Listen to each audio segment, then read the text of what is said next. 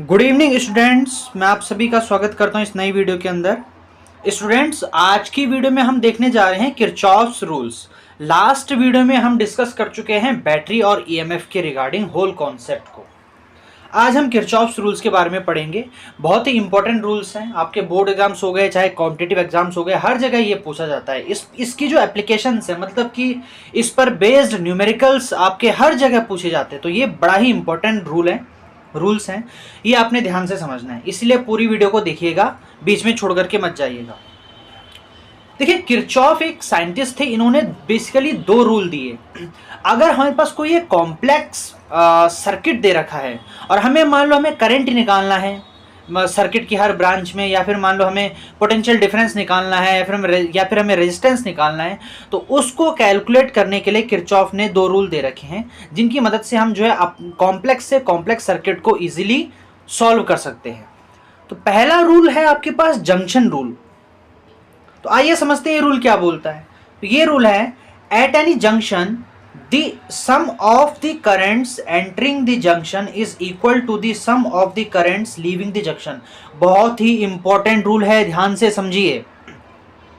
Junction rule क्या बोलता है कि किसी एक जंक्शन पर, अब जंक्शन क्या चीज होती है मैं आपको अभी थोड़ी देर में बताता हूं, पहले रूल पढ़ लेते हैं, रूल समझ लेते हैं। किसी एक जंक्शन पर the sum of the currents entering the junction, उस जंक्शन में एंटर करने वाली जो जितनी भी करंट्स होंगी उनका अगर मैं सम करूं, यानी किसी एक जंक्शन पर एंटर करने वाली करंट्स का अगर मैं सम करता हूं तो वो हमेशा बराबर होता है किसके, equals to the sum of the currents leaving the junction, उस जंक्शन से बाहर निकलने वाली करंट्स के। ठीक है, आइए मैं आपको थोड़ा इसको एक्सप्लेन करने की कोशिश करता हूं। मान लीजिए कि मेरे पास यहां पे कोई एक पॉइंट है, ठीक है, और कुछ इधर से आपकी I1 करंट आ रही है, मान लेते हैं ये आपकी हो गई भाई I2 करंट, इधर आपकी चली गई I3 करंट, और यहाँ आपकी आ गई I4 करंट। तो ये जो पॉइंट है, इस पॉइंट को हम जंक्शन नाम देते हैं। अच्छा, किस पॉइंट को जंक्शन बोलेंगे? जहाँ पे आपकी दो से ज़्यादा करंट्स मिलती हैं, उस पॉइंट को हम जंक्शन बोलेंगे, जहाँ पर आपकी दो से ज़्यादा करंट्स मिल रही हैं। जैसे यहाँ पे टोटल 4 करंट्स मिल रही हैं आपकी, तो इसीलिए हम इसको क्या बोलेंगे, जंक्शन बोलेंगे। तो इस जंक्शन में देखिए कि दो करंट्स इसकी तरफ आ रही हैं, दो करंट्स दैट इज I1 और I2 इस जंक्शन की ओर एंटर कर रही हैं। तो इन दोनों का जो सम होगा, अकॉर्डिंग टू रूल, इन दोनों का जो सम होगा that is I1 plus I2, वो बराबर होगा इस जंक्शन को छोड़कर जो जितनी भी करंट जा रही है उनके सम के। तो इस जंक्शन को छोड़कर के कितने करंट जा रही हैं भाई? दो करंट जा रही हैं, एक है आपकी I4 और एक है आपकी I3। तो इन दोनों का सम that is I1 plus I2 वो बराबर है किसके? इन दोनों के सम के, that is I4 plus I3 के। ये आपने ध्यान रखना, ये आपका फर्स्ट लॉ है जिसे हम बोलते हैं जंक्शन रूल। इस रूल को आप दूसरे तरीके से भी बोल सकते हैं, that is the algebraic sum of all the currents directed towards a point is 0। यानी किसी एक जंक्शन की तरफ या फिर किसी एक पॉइंट की तरफ जितनी भी करंट्स डायरेक्टेड है उनका जो एल्जेब्रिक सम होता है वो 0 होता है। कैसे, आइए समझते हैं। ये आपका जंक्शन हो गया, इसके अंदर दो करंट जा रही हैं, दो करंट इससे बाहर निकल रही हैं।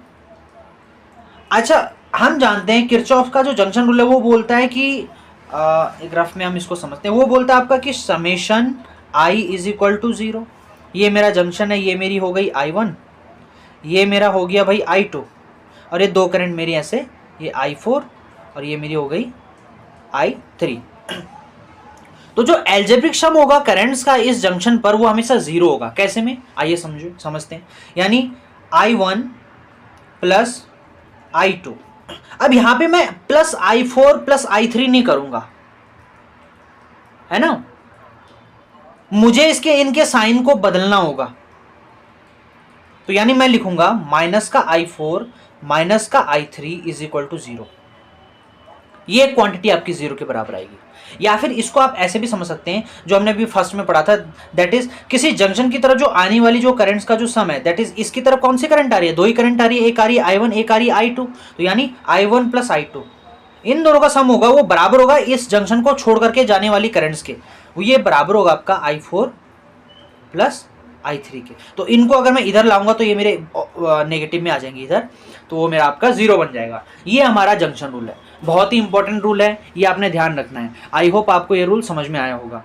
अच्छा, इसके रिगार्डिंग आपने एक पॉइंट नोट करना है, that is this law is based on the conservation of charge. ये बड़ा ही इंपॉर्टेंट पॉइंट है, ये चीज पूछी जाती है कि ये लॉ किस क्वांटिटी के कंजर्वेशन पर बेस्ड है। तो आपने ध्यान रखना है कि जो किरचॉफ का जो फर्स्ट रूल है दैट इज जंक्शन रूल, वो चार्ज के कंजर्वेशन के बेस पर, चार्ज के कंजर्वेशन के ऊपर है, ठीक है। तो ये हमारा फर्स्ट लॉ हो गया। चलिए हम नेक्स्ट लॉ की बात करते हैं इसके बाद। नेक्स्ट लॉ है मेरे पास लूप रूल। ये भी बड़ा इंपॉर्टेंट रूल है, आपने ध्यान रखना है। देखिए ये क्या बोलता है, the algebraic sum of changes in potential around any close loop involving resistors and cells in the loop is 0। Delta V that is change in potential is equal to 0। ये लॉ बोल, अच्छा ऐसे में आपको हो सकता है समझ में नहीं आ रहा होगा, लेकिन मैं आपको इसको एक एग्जांपल के थ्रू समझाऊंगा तो आपको बिल्कुल अच्छे से ये रूल क्लियर हो जाएगा। ये रूल बेसिकली ये बात करता है कि अगर हमारे पास कोई एक क्लोज लूप है, अगर मेरे पास कोई एक क्लोज लूप है, तो उस लूप में जहां जहां पर भी पोटेंशियल में चेंज आ रहा है, तो उन सभी का जो एल्जेब्रिक सम होगा वो हमेशा 0 होगा। यानी जो एल्जेब्रिक सम होता है changes in potential around any close loop, किसी क्लोज लूप में जहां पर भी मुझे पोटेंशियल में चेंज दिख रहा है, उन सभी का अगर मैं एल्जेब्रिक सम लूं तो मुझे 0 के बराबर मिलता है। वो मैथमेटिकली इसको हम बोलते हैं delta V is equal to 0, that is change in potential around any close loop is always 0। इसको एक एग्जांपल की मदद से हम समझेंगे।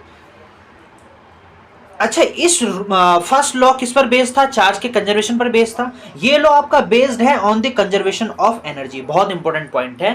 किरचॉफ का फर्स्ट लॉ तो चार्ज के कंजर्वेशन की बात करता है, लेकिन किरचॉफ का जो सेकंड लॉ है वो एनर्जी के कंजर्वेशन की बात करता है, ठीक है। अब इसके रिगार्डिंग आपने एक आध चीजें और ध्यान रखनी है, that is when you go from higher potential to lower always take negative sign and vice versa. मतलब कि जब भी आप किसी लूप में हायर पोटेंशियल से लोअर पोटेंशियल की तरफ चलेंगे तो हमेशा पोटेंशियल में ड्रॉप देखने को मिलता है। भाई हाई टू लो जा रहे हैं, एक तरफ ज्यादा पोटेंशियल एक तरफ कम पोटेंशियल है, तो पोटेंशियल में जो आपको जो चेंज देखने को मिलेगा वो नेगेटिव में देखने को मिलेगा। और अगर आप उल्टा चल रहे हैं, that is low potential to higher potential, उस केस में आपने जो साइन लेना है चेंज इन पोटेंशियल का वो पॉजिटिव लेना है, क्योंकि उस केस में पोटेंशियल में चेंज कितना है? पॉजिटिव है, क्योंकि पोटेंशियल इंक्रीज कर रहा है आपका, है ना। ये आपने ध्यान रखना है।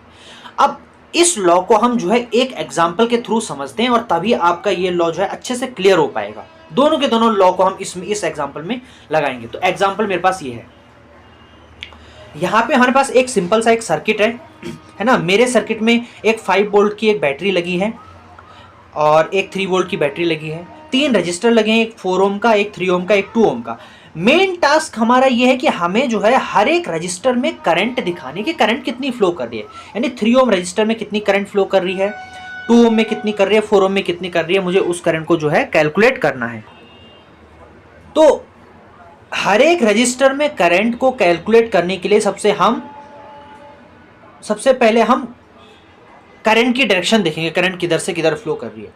तो इस केस में आप कोई भी एक बैटरी पकड़ लीजिए, और उस बैटरी के थ्रू करंट को बाहर निकालिए। मान लीजिए मैंने 3 वोल्ट की बैटरी पकड़ी। अब इसका ये बड़ा वाला ये जो है ये आपका पॉजिटिव टर्मिनल है, छोटा वाला आपका नेगेटिव टर्मिनल है। तो यहां से मैंने एक आई करंट जो है बाहर फ्लो करा दी। मान लीजिए यहां से मेरी आई करंट बाहर निकली और ऐसे मेरी ये करंट जा रही है। अच्छा, यहां पर तो जंक्शन है, तो यहां पर आपका जंक्शन रूल लग जाएगा। यानी यहां पर अब आपकी जो करंट है वो आपकी 2 पार्ट्स में डिवाइड हो जाएगी, एक जाएगी नीचे, एक जाएगी इधर। मान लीजिए इधर जो करंट जाएगी वो है मेरी I1 और नीचे जो करंट जाएगी वो मेरी है I2, है ना। तो यहां पे आपने क्या किया, करंट को 2 पार्ट्स में डिवाइड कर दिया। अब फर्दर ये I1 करंट इधर फ्लो करेगी, यहां से होते हुए आपकी I1 करंट यहां पे आएगी, इस जंक्शन में आएगी, और ऊपर से आएगी आपकी I2 करंट। तो यहां पे क्या होगा, आपका दोनों कंबाइन होकर के वापस से I बन जाएगी, यानी वापस से इधर आपकी I करंट फ्लो करने लग जाएगी। तो यहां पे आपने ध्यान रखना है 2 ओम के रजिस्टर में कौन सी करंट जा रही है, I1 करंट जा रही है। यहां पे आपकी I1 करंट है। 3 ओम के रजिस्टर में I2 करंट है, 4 ओम के रजिस्टर में I करंट है, यानी दोनों का सम I1 प्लस I2, यहाँ पे I करंट है आपकी। ध्यान, आपने यहाँ पे एक बात ध्यान रखनी है कि जिस बैटरी से आप जितनी करंट बाहर निकाल रहे हैं ना, वापस उस बैटरी को उतनी ही करंट ला करके देनी है। यानी यहां से अगर मैंने आई करंट बाहर निकाली तो इधर से वापस इसके अंदर भी आई करंट ही जानी चाहिए। ऐसे हमने जंक्शन रूल को अप्लाई करना है, अदरवाइज फिर गड़बड़ हो जाएगी, ये आपने ध्यान रखना है। तो यहां पे हम एक काम करते हैं, पहले हम इतने पार्ट को देखते हैं। पहले आप इसको देखिए, ए बी ई एफ, इस पूरे इस रेक्टेंगल को देखिए, आप इस लूप को देखिए, बेटर इस लूप को देखिए आप।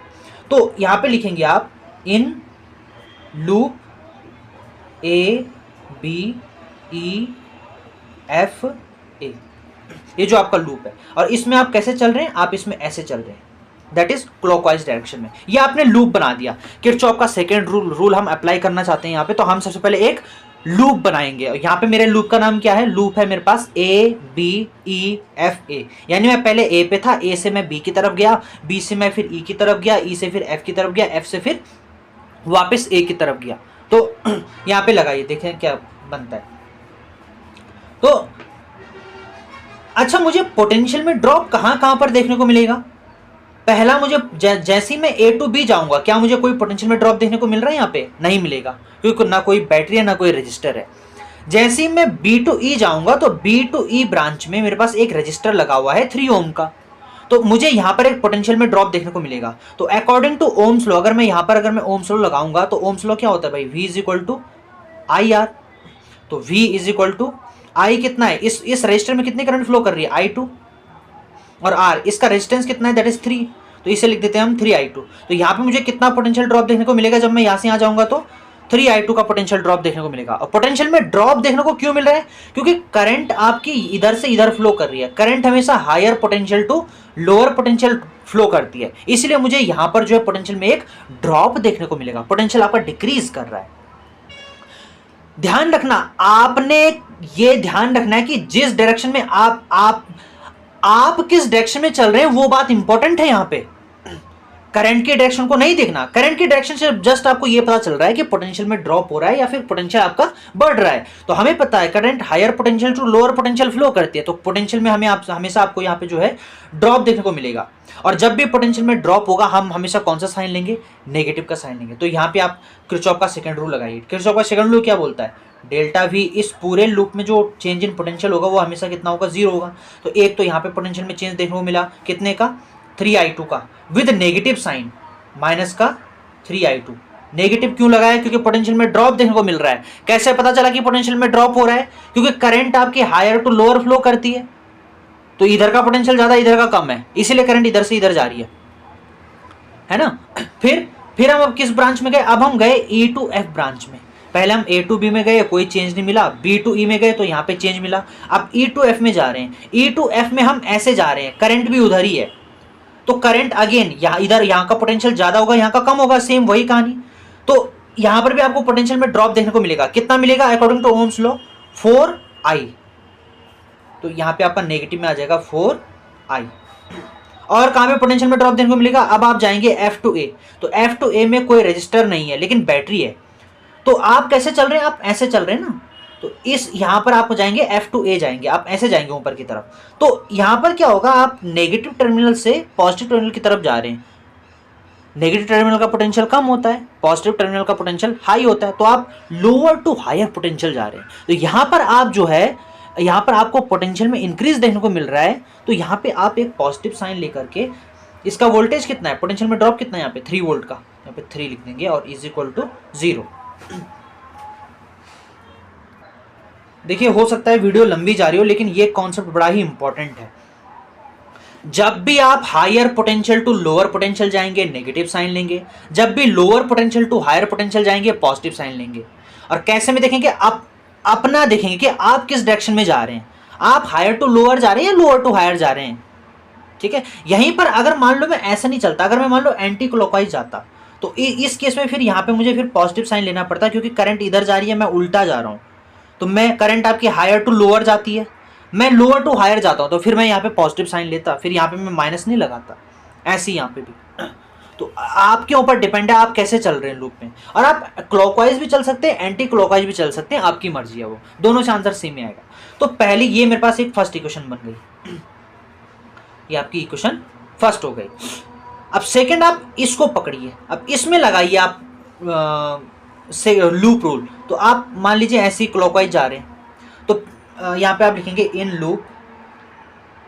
Loop B C D E B, B C D E B, ठीक है। तो सबसे पहले आप B2C गए, B2C गए तो आप जो है बैटरी के नेगेटिव टर्मिनल से पॉजिटिव टर्मिनल की तरफ जा रहे हैं, तो यहाँ पर आपको पोटेंशियल में इंक्रीज देखने को मिलेगा, कितने का, 5 वोल्ट का। तो यहाँ पे आपका साइन आएगा प्लस में 5 वोल्ट, भी लिखने की जरूरत है नहीं। फिर आप C2D जा रहे हैं, C2D में आप कैसे जा रहे हैं भाई, C2D जा रहे हैं तो करंट भी उसी डायरेक्शन में फ्लो कर रही है। करंट कैसे फ्लो करती है, हायर टू लोअर, तो आप higher potential to lower potential जा रहे हैं इसमें। तो जब भी हम higher potential to lower potential जाते हैं तो पोटेंशियल डिक्रीज हो रहा है, पोटेंशियल में जब भी डिक्रीज होता है तो हम हमेशा नेगेटिव साइन लेते हैं, तो नेगेटिव में हम लेंगे यहाँ पे। अच्छा, कितने का पोटेंशियल ड्रॉप होगा यहाँ पे भाई, current into resistance, that is 2I1। और अगेन D2E में कोई रजिस्टर नहीं है ना कोई बैटरी, तो यहाँ पे कोई चेंज देखने को नहीं मिलेगा। फिर E2B जाएंगे, तो E2B में देखिए अब यहाँ पे इंपॉर्टेंट है, E2B में आप करंट के अपोजिट डायरेक्शन में जा रहे हैं। करंट तो higher potential to lower potential flow करती है, आप lower potential to higher potential जा रहे हैं। तो जब आप lower potential to higher potential जाएंगे तो पोटेंशियल में इंक्रीज देखने को मिलेगा ना, कितने का भाई, करंट इनटू रेजिस्टेंस। तो कितनी करंट है, I2 करंट इसमें फ्लो कर रही है, रेजिस्टेंस कितना 3 ओम का, तो यहां पे आपका पोटेंशियल में इंक्रीज हो रहा है।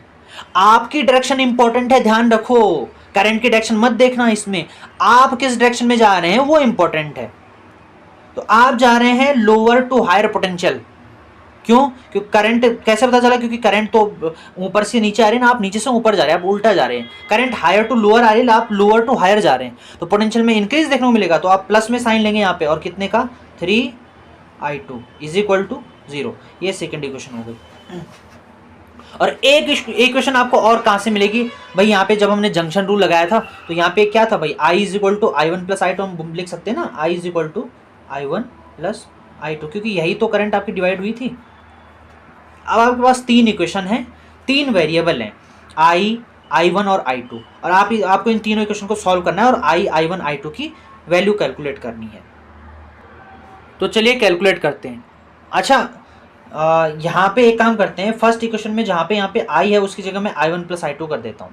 तो फ्रॉम इक्वेशन फर्स्ट आप लिख सकते हैं माइनस का 3I2 माइनस का 4, I की जगह मैंने लिख लिया I1 प्लस I2। अब इसको आप इजीली कैलकुलेट कर सकते हैं, प्लस 3 इज इक्वल टू 0।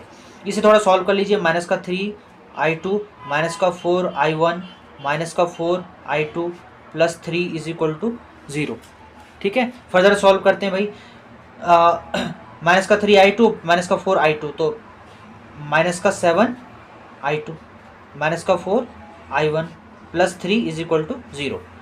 ये इक्वेशन 4 बन गई। अब एक काम करिए, इक्वेशन सेकंड और इक्वेशन 4 को सॉल्व करते हैं और देखते हैं कितनी वैल्यू क्या रिजल्ट निकल के आता है। तो फ्रॉम इक्वेशन सेकंड से लेकर के चलते हैं। तो यहाँ पे लिखिए फ्रॉम इक्वेशन सेकंड है मेरे पास 5 माइनस 2I1 और देन मेरे पास है प्लस का 3I2 इज इक्वल टू 0। यहाँ से मैं लिख सकता हूँ 3I2 is equal to 2I1 minus 5 लिख सकते हैं ना, पॉजिटिव, ये आपका नेगेटिव। तो यहाँ से I2 इज इक्वल टू बनेगा मेरा 2I1 माइनस 5 डिवाइडेड बाई 3। अब इस I2 की वैल्यू को फोर्थ इक्वेशन में पुट कर दीजिए। तो फोर्थ इक्वेशन है मेरे पास माइनस का 7I2 माइनस का 7I2 माइनस का 4I1 माइनस का 4I1 then plus 3 is equal to 0। तो यहाँ पे जहाँ पे I2 है उसकी जगह हम इसको रख देते हैं, तो माइनस का 7, यहाँ पे I2 की जगह आपका आ जाएगा 2I1 minus 5 divide by 3 minus का 4I1 plus 3 is equal to 0। Further इसको सॉल्व करते हैं, ये आपको बनेगा माइनस का 7 2 जा 14I1 माइनस माइनस प्लस 7 5 जा 35 डिवाइड बाई 3 माइनस का 4I1 +3 इज इक्वल टू 0। यहाँ से आपको I1 मिल जाएगा। एक काम करिए +3 को इधर शिफ्ट कर या फिर ठीक है, इस यहाँ से नेगेटिव साइन कॉमन ले लीजिए तो आपका ये बनेगा, नेगेटिव साइन से एक काम करिए मल्टीप्लाई कर दीजिए तो ये आपका बनेगा, या फिर चलिए ठीक है सिंपल इसको सॉल्व करते हैं, +3 उधर भेजते हैं तो ये आपका बनेगा -14I1 +35 -4 12 12I1 divide by 3 is equal to -3। तो ये आपको बनेगा 26 -26I1 +35 इज इक्वल टू -9। ये आपका आ जाएगा -26I1 इज इक्वल टू -9 -35। ये आपका बनेगा -26I1 इज इक्वल टू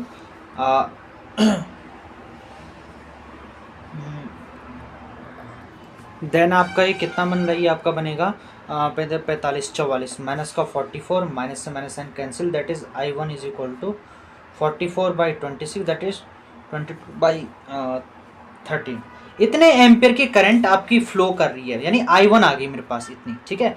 अब I2 हम इजीली हम ऊपर यहाँ से निकाल सकते हैं इस इक्वेशन से। I2 इज इक्वल टू इतना है आपका, तो I1 की जगह जस्ट इस वैल्यू को पुट कर देते हैं तो कितना बनेगा, ये आपका बनेगा भाई I2 इज इक्वल टू है भाई 2I1 -5 डिवाइड बाई 3।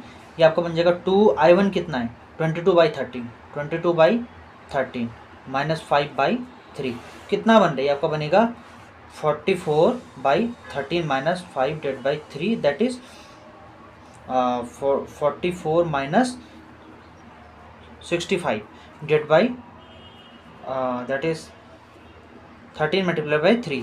तो आपका कितना बनेगा, इसको माइनस कर दीजिए, 44 से 14 64 और 65 21/13 मल्टीप्लाई बाई 3 3 7 जब 21। तो ये आपका कितना बना, ये आपका आ जाएगा 7 डिवाइड बाई 13। ये आपकी I2 आ गई, ये I1 है, ये आपकी I2 है। अब I कितना आएगा, I आपका बनेगा भाई I1 प्लस I2। I1 कितना है, I1 है 22/13 प्लस ये है आपका 7/13, तो कितना बन गया 29/13।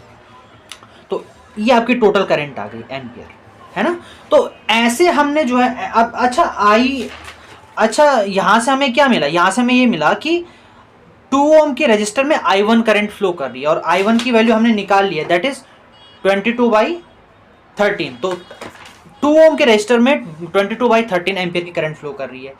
और आगे देखो I2, अच्छा I2 आपके 3 ओम के रजिस्टर में फ्लो कर रही थी, तो I2 हमारी कितनी आई थी 7/13, तो 3 ओम के रजिस्टर में 7/13 एम्पियर की करंट फ्लो कर रही है। और I आपकी 4 ओम में जा रही है, तो I टोटल कितना है 29/13 एम्पियर। तो इतने एम्पियर की करंट आपकी 4 ओम रजिस्टर में फ्लो कर रही है। तो ऐसे आपने जो है किरचॉफ्स लॉ को अप्लाई करना है अपने सर्किट्स में।